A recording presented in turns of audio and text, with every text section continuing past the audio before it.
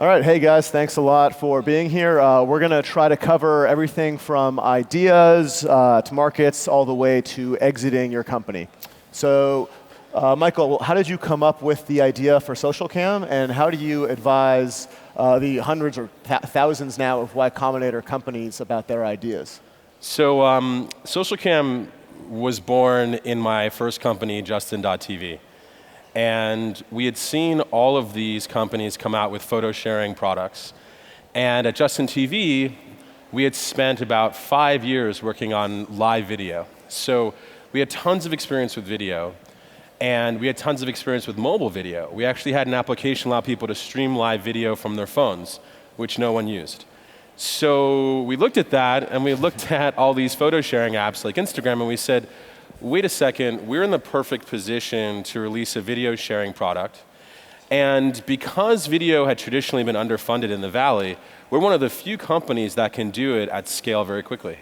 So we had that realization in the winter of 2010, and by March 2011, we had launched SocialCam. How about you guys? How did you guys come up with the idea for Parse? Yeah, so Parse was one of those scratching your own itch kind of problems. I had built lots of mobile apps that and I found myself just rebuilding all the same infrastructure every time. So that's where that came from. I want to say I think the biggest mistake people make about ideas is like this myth of the genius idea, where like, oh, I would totally start a company if only I had this amazing idea. But I think you'll find that most of the big companies out there were not the first person to market. Like Facebook was not the first social network, Stripe not the first payments company, Dropbox not the first cloud storage site, Google not even the first search engine. So just by out executing other players in huge markets, you can be very, very successful. In general, about coming up with ideas, I no longer like the solve your own problem approach. I think YC still pitches this, but I don't like it because what I find is you see hackers all building new code editors and just stuff like that is not a good general problem. Like they're not thinking about the market. Another is the X for Y approach, which is how Scribd started. We said, oh, YouTube's hot, and Flickr already did photos, so how about documents? I mean, that worked out pretty well. I asked Drew Houston from Dropbox this question, and he said two things. You just want a huge, growing market and founder market fit. So you want to be a founder who understands that market and can just execute and build a better product. My favorite approach now, and what I will do for my next company, is basically finding, say the Inc. 5000 list online, it's free. You can just see what are the fastest growing companies year over year in revenue. It's a really quick way to figure out what are huge booming markets. One example is Gazelle is actually one of the fastest growing companies, and I'm not a huge fan of their product, and then you can attack those kinds of companies in 3 ways. One, you can build a 10x better product, the way Dropbox did to everyone else in that space, which, by the way, they were public companies in Dropbox's space already doing the same thing. Drew just built something so much better. Number 2, you can attack a niche. So this app called Sold is a mobile-first Gazelle, or Box focused on enterprise, whereas Dropbox started more consumer. Or 3, you can do it cheaper, like the way Free411 destroyed the 411 market. So that's my favorite thing. Lastly, I think too many people try to make money from consumers because we are consumers. And so it's better to get corporate cards because I'll check my personal statement, but I never check my company's credit card statement. And you'll just see monthly recurring fees for products that don't even exist anymore on your corporate statement. Also pitch that you're going to make someone more money, not that you're cutting costs or saving them money. No one wants to hear that. All right. Michael, so how did you pick your co-founders for your startups, and what's your advice on that topic? So at Y Combinator, we see so many applications. I think it's about 2,500 to 3,000 applications every 6 months. And we have to read all these applications. And the first thing that I'll look at to determine whether I want to disqualify a company or not is co-founders. And I think so many companies screw up this step. And so commonly what I'll see is a couple things. One is a massive equity gap between the business co-founder and the technical co-founder, which I love that. I mean, for my purposes, I love that. Whenever I see a massive equity gap, I say, all right, great, we can just reject this company. For your guys' purposes, you probably don't want to do that. Both of my companies have had equal equity splits across the co-founding teams. And kind of what I like to say to people is if you're not willing to give your partner an equal share, why are you okay with them being your partner? It's kind of the first test. So if I see massively unequal equity splits, great, easy. Second is how many co-founders. I think the sweet spot tends to be between 2 and 4. 4 even tends to be slightly challenging. Single co-founders have a really hard time. And these co-founding teams where, I mean, I've seen a company where they named their friend's uncle a co-founder because he helped them incorporate. And I'm just like, what are you guys doing? Like, you're embarrassing yourselves. And then I think the last and most important thing is technical talent. All too often I'll see a co-founding team of 3 business people and I'm just like, hey, look, this is tech. Like, what the hell are you guys doing? Easy to reject, easy to reject. My rule of thumb is if you don't have at least 50% tech talent on your co-founding team, then you're not going to be successful. Of course, there are exceptions to every rule, but like, startups are already so hard. Why do you want to be the exception from the very beginning? So those are my kind of typical rules for co-founding. Let's skip ahead. What about shipping and launch? What was your experience doing launch? Just a couple quick notes on co-founders first. Just it's almost more important than like picking your spouse because at least with your spouse, you can say like, honey, I'm going to work. You always see your co-founder. You're always with them. Parse had 4 co-founders, and that's really difficult because 4 people can't even decide where to go to dinner. So try making a product decision. But about the topic of shipping and launching, I think people, in my experience, like a lot of the most successful products have horrendous code bases. Just getting things done quickly and sacrificing and building technical debt is actually just fine because most likely no one wants what you're building anyway, and you want to find that out as fast as possible. Do every job yourself. Michael, what's your advice here? Yeah, I mean, I often see, step 1 is I see an overreaching MVP. Do you guys know what MVPs are, by the way? Everybody? Yeah, a minimum viable product. So what I'll see is a team will basically brainstorm out their minimum viable product, and then they'll tell me, it'll take us about 9 to 15 months to build. And unless you're building like literally rockets, like nothing takes 9 to 15 months to build, like literally nothing. And so oftentimes I'll just spend a half hour with the company trying to get them to define something that only takes a month to build. Like I really defy anyone who's a startup right now who hasn't launched to set a launch date 30 days from now and say, whatever we can do between now and then is what we're going to launch with.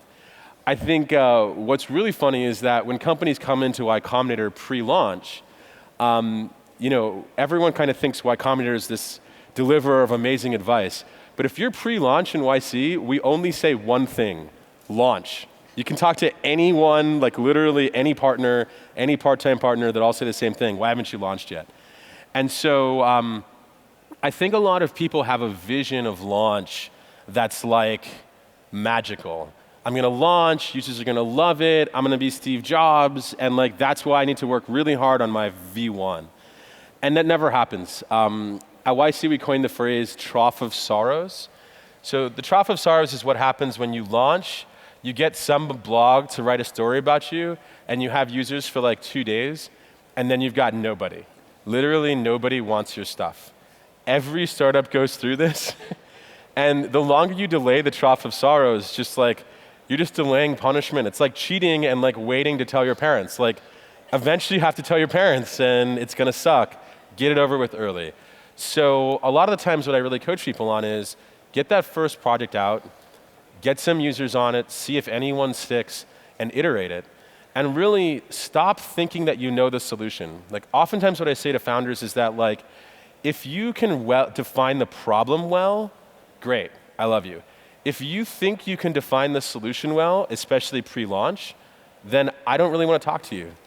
A lot of people think that they're Steve Jobs, and a lot of people think that Steve Jobs just magically came up with the idea for the iPhone out of thin air. Neither of those things are true. You're not Steve Jobs, and he didn't magically come up with the iPhone.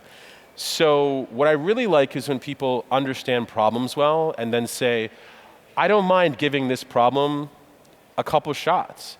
Maybe V1's not going to work, maybe V2's not going to work, maybe V3's not going to work.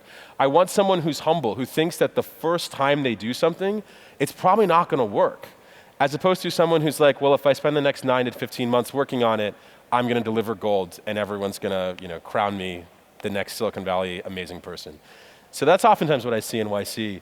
You talk to a lot of companies. You've done a lot of angel investing. What have you seen in terms of launch? Yeah, I mean, I think you're making a great point that and it's something Andreessen often says, that the right market will pull the right product out of you. So if you can just ship early, you'll figure out where you went wrong. One example is Chegg as a Kleiner company was failing, and the only thing that was working for them was textbook rentals, and they just switched into a textbook rental company, and now they're a $1 billion company when it looked like they were going bankrupt.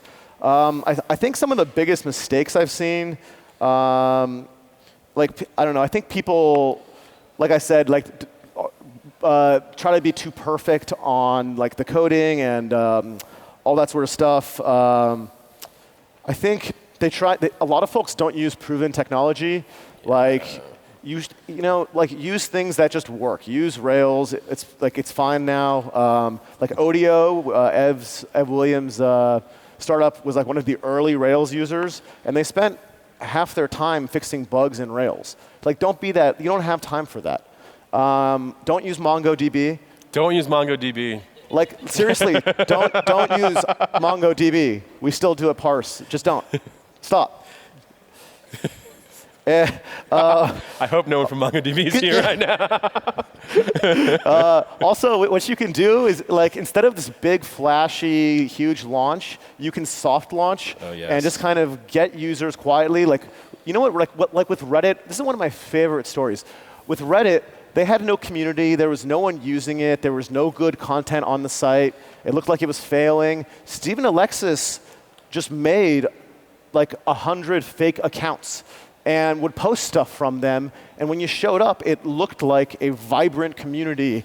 And then, the first day that Steve saw content on the site that wasn't by him, he was so happy.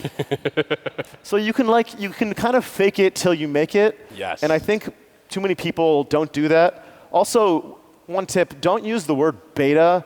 Everyone will assume that means buggy, and I'll wait for it. Use early access. Sign up now for early access. Yeah, it's still beta and buggy, but they don't need to know that.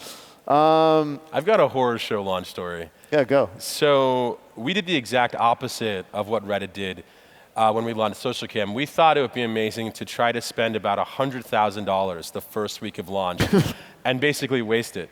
So what we did was we first purchased a $35,000 video, which it turns out was useless about a month later when we changed the design of the entire app. We couldn't get any refund on that. Then we decided to host a party at a huge museum and invite about 500 people to that party. We blew another $35,000 on that. Then a week later was South by Southwest, and so we decided to have a huge contest. And we hired actors and put them into animal suits and had them running around South by Southwest promoting SocialCam, which cost another $35,000. So what I would say is that if you have big launch plans, and I throw PR firms into the mix there, just scrap that, please. Don't waste the money. Me and my co-founder, we had this fun tally. There was a whiteboard in the back. And what we would do is every time we wasted money, we would write the number on the board. And we would add up the amount of money we had wasted over years. And I won, unfortunately. But my number was 500,000, and his number was 425,000. So just don't do that. Please don't do that. do exactly what Reddit did. That's clearly a better path. Getting users can actually be much cheaper than you think. You don't have to buy AdWords to get people to come see your stuff. Like, one thing everyone should be doing, if you're doing a startup, be the thought leader in your space. And if you're not, you're probably in the wrong space. So like at Parse, we wrote blog posts like, here's how you do security for mobile apps. Here's how you should handle push notifications.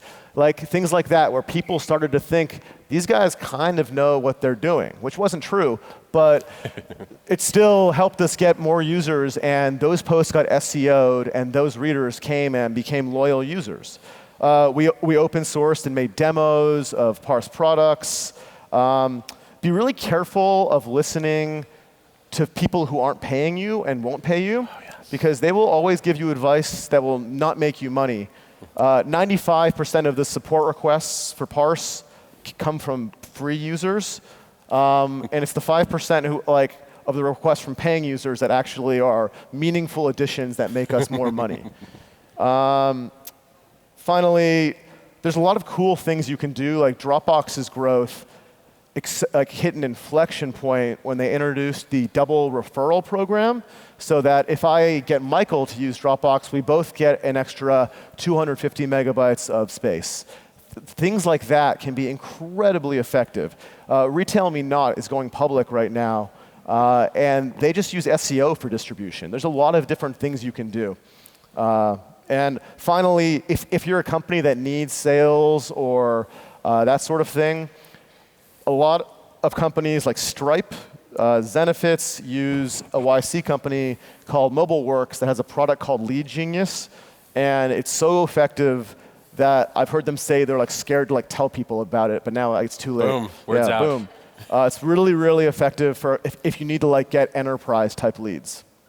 So I think one more thing on that front that really touches on what Dropbox did, and actually touched on what SocialCam was able to pull off, is analytics. I think when I was talking before about the type of co-founder that wants to be Steve Jobs, who wants to know the solution as opposed to the problem, I think oftentimes what goes hand in hand with that type of co-founder is they don't want to measure. Because the only way that you can be proven wrong about your thesis is to measure. And so what I like to see is from day one, a company is starting to measure everything that happens on their product. And that type of work ethic, because it takes extra work, being able to cut off a couple features because you need that extra time to integrate Mixpanel or integrate another analytics platform, to me shows real discipline. Because fundamentally, if you don't know what your users are doing, then you have nothing. You literally have nothing.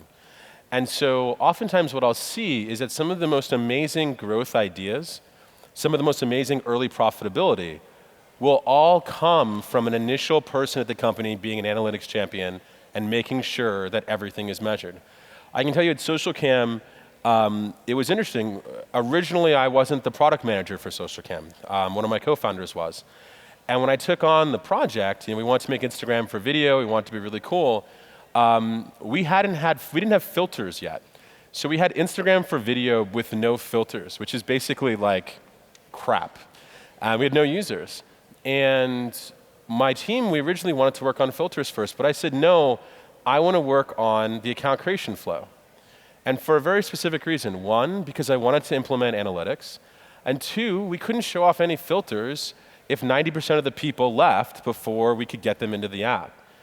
And that kind of initial early implementation of analytics, I would say 7 or 8 months later, became hugely important when Facebook opened up Open Graph. Suddenly we had a massive analytics platform and an A/B testing platform, and we could go and we could compete with our competitors and kill them because we could iterate and we knew what our users were doing and we could improve our product. So if any of you guys here are launch or pre-launch and are thinking analytics is something that's down the road, I only need analytics later, I would say that's completely false. Measure now, and most importantly, don't keep analytics in the hands of one person. Everyone should have access to the numbers. Even the business people should have access to the numbers. Every single person in the company needs to be able to see the numbers. Great ideas come from seeing graphs moving in the wrong direction, and fundamentally, you never improve things that you don't measure.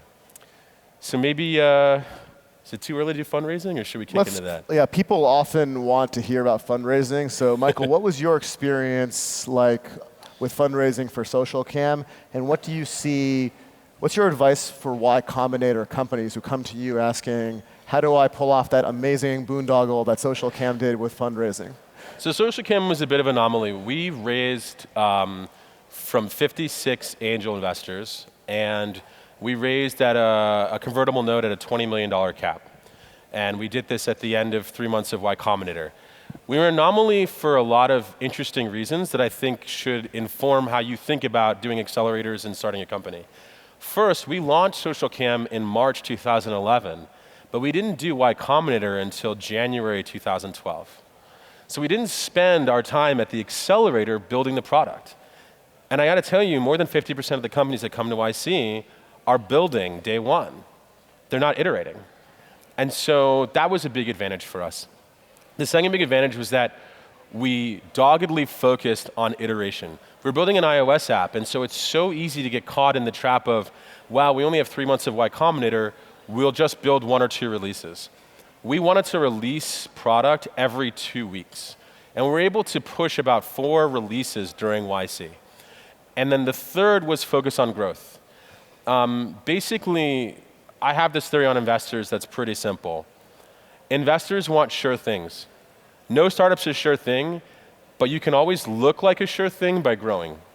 It's the only thing, other than maybe one of you guys can get Jack Dorsey to be your CEO. Jack Dorsey or grow, those are your only 2 options. So really, what I think is so important is for you to focus very early on, how do I make my company look amazing? I make my company look amazing by growing and then by talking about it. And what some people don't realize, SocialCam was chased by, I think, about 15 VCs. We had 2 days where we had 9 partner meetings with everyone who's the best VC in the Valley. And I asked them at the end of the meetings, how many deals do you chase versus deals that walk into your front door? And they said 80-20. Of the deals that we do, 80% we have to drag them in the room. And only 20% come in the door willingly. And so when I thought about that, I thought, okay, there's a whole bunch of people who have money who every day wake up and think, who am I going to invest in?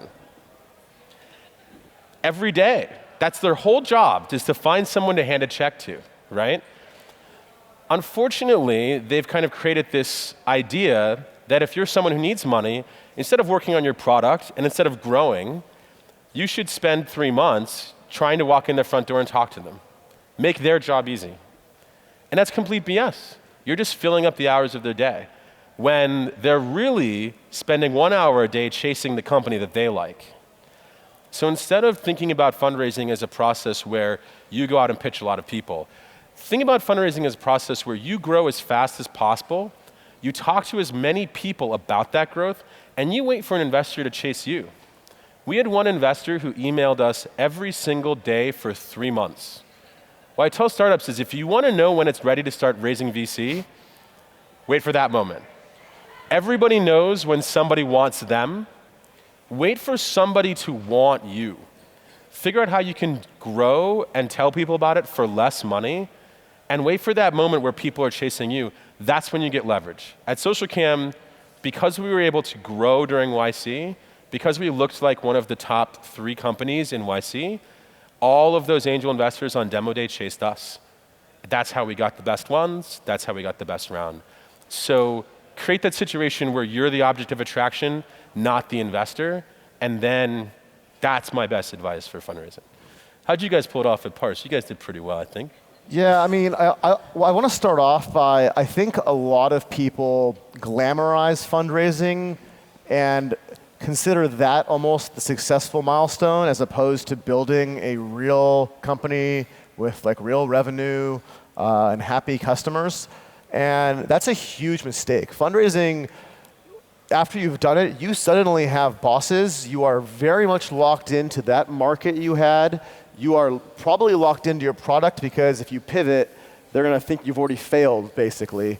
And it's really, it's not all good things. And I want to point out, because Michael was saying this, how investors miss things. Some very famous people passed on Dropbox at the $4 million Series A valuation, including a general partner at Andreessen, because it's really hard. They complained the market was too fragmented in cloud file storage, which I actually argue, or I actually look for this now. I think it's a good thing, because it shows all the products in that market suck. And you knew the market was huge because there were public companies there already. But there were so many that no one was happy with all the existing solutions. If you can't pitch your company in a sentence or better in 5 words, that's already a big problem. Investors, by the way, they can only help you scale out the business in the sense that they can help you with hiring, finding a VP of sales, but they're not going to help you with your product and tell you to fix your account flow. No. So it's like the actual value add there. I mean, having money in the bank is nice, but it does not solve the more fundamental problems that you're going to have. In general, the advice in the Valley is this is the old advice, it was raise on the hype or the traction. If you're new, like Michael was saying, and you don't have Dorsey as CEO, traction's easier. Parse, we raised on the hype. I had just come off of Scribd, and so I was able to pitch a large vision of a sort of Heroku for all mobile apps and play into the sort of, there is a herd mentality amongst investors of we have to be in mobile. Mobile's huge. Why don't we have investments in mobile? And so I just combined the words enterprise, mobile, social, and threw them all on a deck. At Scribd, though, we could not raise money from anyone. No one believed in us, and it was only because we had growth and traction that we were able to. One final point here is, well, 2 points.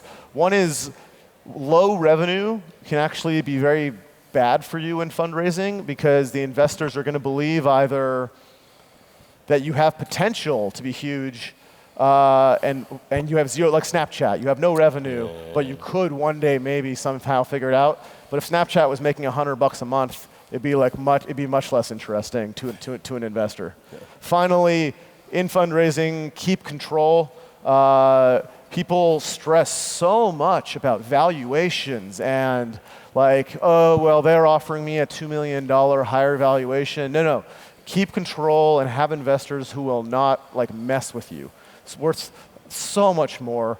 And finally, I've noticed that talking to founders and investors in Europe, especially, fundraising here is just so much harder. I feel really bad about that. But the solution there is just build a real business with real growth first that makes money.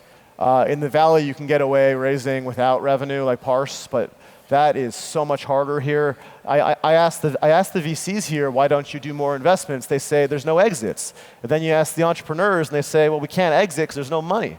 So it's just a really frustrating situation, and it's not at all like the Valley. All right, Michael, how about other options for people besides fundraising? What else can people be doing outside of the YC model? So yeah, I think that what's also interesting is most people think startups only really exist in the world of the venture model. In the world of you raise some amount of money and you exit for 10, 100, 1,000x your valuation. And I think what's so funny is that most businesses in the world do not follow the venture model, and most products you use today have never been invested in by VCs. So a lot of times I tell companies, if there's something you're truly passionate about, but it doesn't look like a venture model business, it doesn't look like you're attacking a multi-billion-dollar market, it doesn't look like you have any competitive advantages, it doesn't look like you can disrupt the existing players, you don't necessarily need to change your idea, but change the model. Think about your company perhaps more of a lifestyle business. Or think about your company outside of the context of raising a lot of money. Think about acquiring customers and getting early revenue. If you're passionate about a space, I much rather advise a company to attack that space hard and build a successful company in there and screw the VCs. Because fundamentally, in the whole scheme of businesses, the VCs are focusing on a very, very small slice. And if you start trying to modify yourself into something that the VC wants, fundamentally that's the wrong approach. Fundamentally, the second you do that, the VC realizes you want them more than they want you, and then they become that much harder to get. So a lot of times what I say is that, if you're in a business that doesn't fit a venture model, go out there and kill it. Make money, hire people, get clients, get customers who love you, and you're going to have an amazing time, and you won't have to deal with fundraising, you won't have to deal with any of this pressure. You'll control your board. I mean, your life will be, if you were to compare notes with one of your friends that raised 10 million in VC, you'd realize you had a much better time of it. So I definitely appreciate that model. Have you seen that model working too? Yeah, so by the way, these questions are great, so I want to save 5 minutes for this. Yeah. And I want to also cover exits, so really fast, I'll make just quick points. Yeah, I mean, it's like DHH is always saying, like, if you can get 200 customers for $40 a month, like with their corporate credit cards, not the consumer ones, that's already 100 grand a year. Like, that's probably, that's more than a lot of people make. And then go for the Stripe or the huge, ambitious project. Look at Appointment Reminder, by Patrick McKenzie. He learned a lot from that. He thought hair salons would be his big customer. Turns out it's exterminators, because when you're packing up a van with 4 dudes and a barrel of chemicals and driving across town and no one's home, that's an expensive, missed opportunity. And then he just sells them some ridiculous pro plan.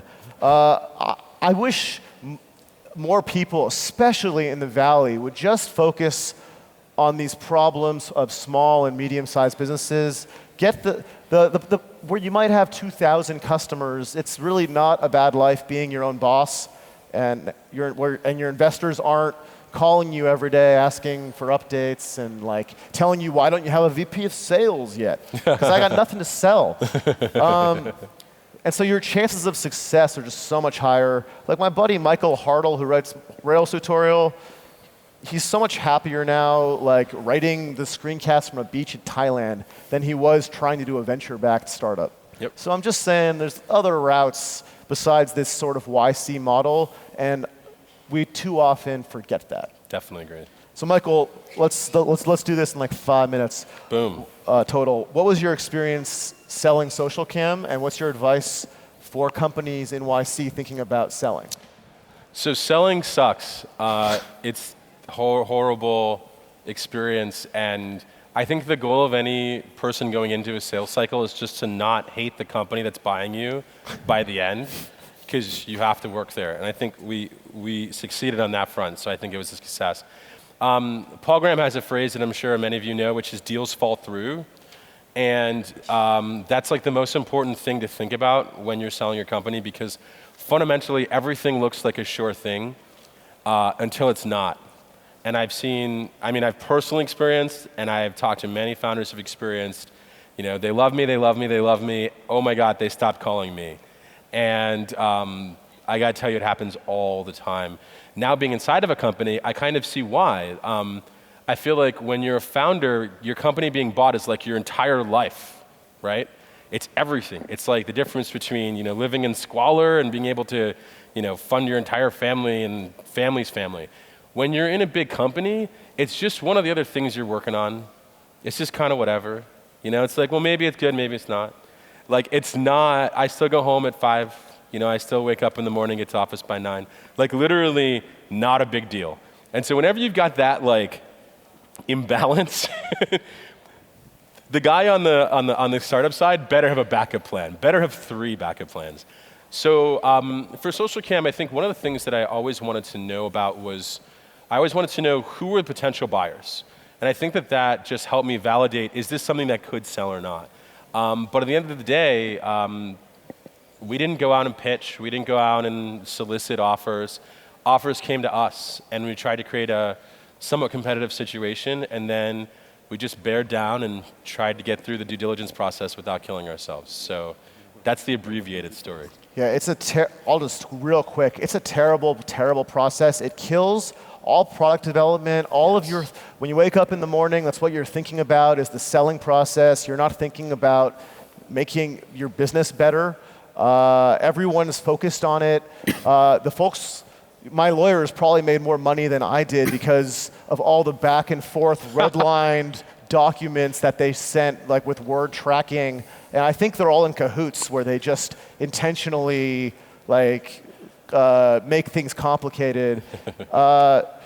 Just don't play the M&A lottery. I'm super thrilled for Snapchat and company and those guys who raise massive rounds, but building a real business that you enjoy is so much more compelling. And if you have that, why sell so that you're then stuck somewhere you don't want to be for 4 years? Because I mean, I know lots of people who have sold their companies and they're not any happier for having that money. The happiest folks are running companies they like with people they like where they have control. Yeah, and finally, just don't build to sell. If you build your company with the idea I'm just going to sell it, that just almost never works. Nope. So we have a couple minutes for questions. Some of these are hilarious, so I have to read the last one here. So Tikhon, did you make more money thanks to Parse or thanks to your role in Transformers? Did you have a role in Transformers, Tikhon? Yeah, well, yes. Sadly, being a body double is not an effective way to make money, it turns out. Okay. But hanging out with Megan Fox was fun. That's great. Yeah. And I heard Parse did okay. Yeah, Megan Fox. I actually moved on from Scribd to Parse to answer this question like the next day because the problems at Scribd building mobile apps were so severe. I just thought that was a huge opportunity. I was asked how I pitched Parse. I pitched it the next day in 3 words, Heroku for mobile, which actually makes almost no sense. But investors loved it because Heroku had just sold. It was YC's biggest exit to date. Yep. And at the time, everyone was like, mobile? Well, that's big. I like both those things. Boom. I like big exits and I like mobile. It's What's easy. not to like? Why don't you pick a question here? Let's see. We also take questions from the audience, the analog, old school way by Mike. Yeah, let's take some questions from the audience. Let's do that. Hi, I'm Conrad from Keep, and I wanted to know how important is demo day at YC? Very, very, very, very, very, very important. What's so funny about YC is that everyone realizes it's hard to get into, but the first time I do office hours with new companies, I tell them the competition starts right now. Like you thought it was hard to get from 3,000 applicants to 50 companies in YC. It's really hard to be a top 5 company in YC. If you're a top 5 company in demo day, you get to name the price, you get to name the investors, you run the show. If you're a bottom 5, you're not going to have an easy time of it, and that's just the reality. What I love about YC is that it puts you in a bubble, right? You don't have to beat everyone. You are going to be compared to those companies. I think one of the fun things that we do is demo day presentations are only 2 minutes and 30 seconds. And what I love to say is that it's pretty hard to say something stupid in 2 minutes and 30 seconds. So I think it's the best way to pitch investors. If you're in there for an hour, you're going to screw up, right? Like everyone does it. Like everyone's like, oh, why did I say we have no market and we want to sell in 1 year? But in 2 minutes, 30 seconds, it's pretty easy to just kind of say what you do. But yeah, demo day is huge. I would say it's huge. It's also it's structured brilliantly because it's like Paul Graham is throwing meat in the water and watching all the sharks attack at once in this feeding frenzy where they're all scared the other shark is going to get the bite. Whereas I've seen incubators that do rolling admissions, and that never has the same kind of fundraising potential for those companies. I literally have been on the floor of demo day, and I convinced one amazing investor to invest. And another investor was standing right next to me, and I'd been trying to convince him to invest for 3 months. He saw this woman invest, he's like, I'm in. Like, you don't get that. I mean, 400 people in the room, and they're all afraid of missing the next Dropbox. It's like, it's a startup's dream. It's really nice. Any more questions? Over there. Repeat question. Hello, I'm Thomas. My question is about the shares. You spoke about that you have, normally I'm in the situation, I have one CTO who is programming, myself is the only one who is in economics, and I have one guy for design. And now is the question, how to deal with them to be like equal? I mean, in my opinion, it's like not the same share for design because the CTO has more.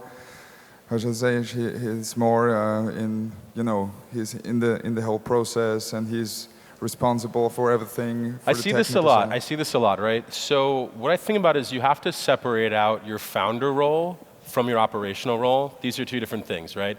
You could say, well, I'm the CEO. I'm going to raise all the money, so why don't I own 95%? Because if we have no money, we're going to die, right? But then the engineer could say, well, if we have no code, we're going to die, right? And the design guys can say, well, if we don't have a front page, we're going to die, right? So you've kind of picked this initial team who theoretically are the people you need to make this whole thing happen. Because they have different roles doesn't mean that they should have different shares of the company. If you think they're going to be equal partners as founders, if you want to bring the challenges of the company to these people outside of the role as designer, if this is the guy you're going to be talking to because this investor is offering this and this one's offering this, or if this guy you're going to be talking to when you're trying to figure out what office we should get, who we should hire, what's our product, what are we talking to users about, if these are your partners, then I think it should be equal. Also, I think a lot of people think about stock incorrectly. They think about stock as something that you get as a result of negotiation. Well, my co-founder didn't ask for more stock, so why should I give it to him? I flip that completely around. I think stock is an obligation. If you own an equal share to me, then if something's breaking in the middle of the night and I'm in Vienna, you're going to fix it. If I own 99%, you own 1%, and I'm in Vienna, you're going to be like, well, fuck that guy. I'm going to go back to sleep. So because most companies...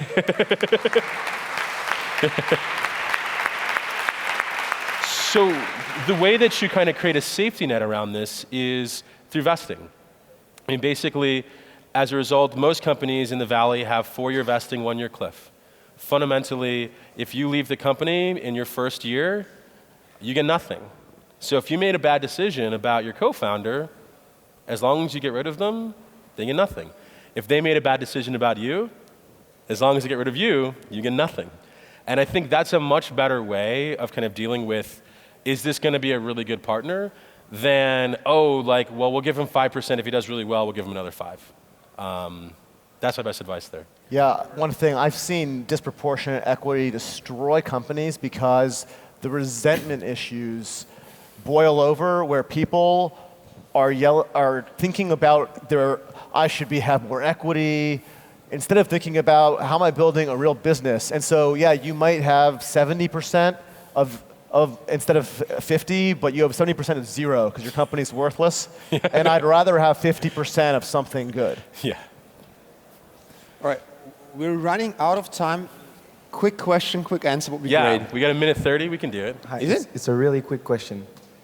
My name is Adrian, and I run a company called Snapit. We're applying for next batch at Y Combinator. And my really quick question is, are you free for dinner tonight in Vienna? I'm not free, but you can meet me out there and I can try to give you a hand. Yeah, that's super fast.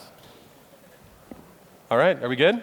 Well, okay, the clock says we have time for one more question. One more, oh man. One, he was first before. Repeat the question. Hi, I'm Mark from Box Planner. We also applied for this. Oh my God. What happens at the interview rounds after the application, and what percentage make it actually to the YC program? Yeah, so we interview between 250 and 300 companies, and about 50 companies get in. My best advice for you for the interview round is, one, something that Tikhon said, if you can't describe what your company does in one sentence, and if you said it to your girlfriend or your boyfriend's father, he would understand what that meant. That's number one. Two, and this is something that Paul Buchheit says that I think is so true. If I don't leave the 10-minute interview feeling like I've learned something, you're not going to get in. If I know more about your business than you know about your business, that's a very bad sign, because I'm not that smart, unless you're doing video, in which I would say don't do video. So I would keep those two things in mind, because too many companies spend 7 of the 10 minutes just trying to explain what the hell they do.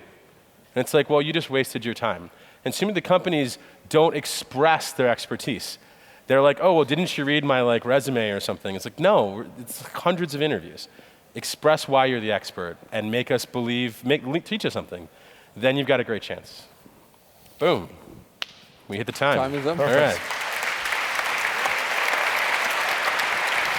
All right. Oh. Are you guys going to be in the Tribe Fire bar? We're going to be at the bar, yes. All right, so you can meet those two back in the bar for a few minutes and talk to them. It was a pleasure having you here on stage.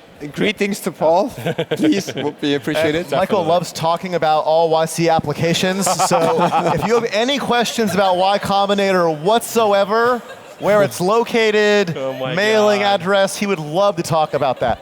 Thank you. All right, yeah. So I repeat, if you applied to Y Combinator or want to apply, Michael can't wait to talk to you backstage. So thank you very much. People first, if you can just form a queue. So thank you very much.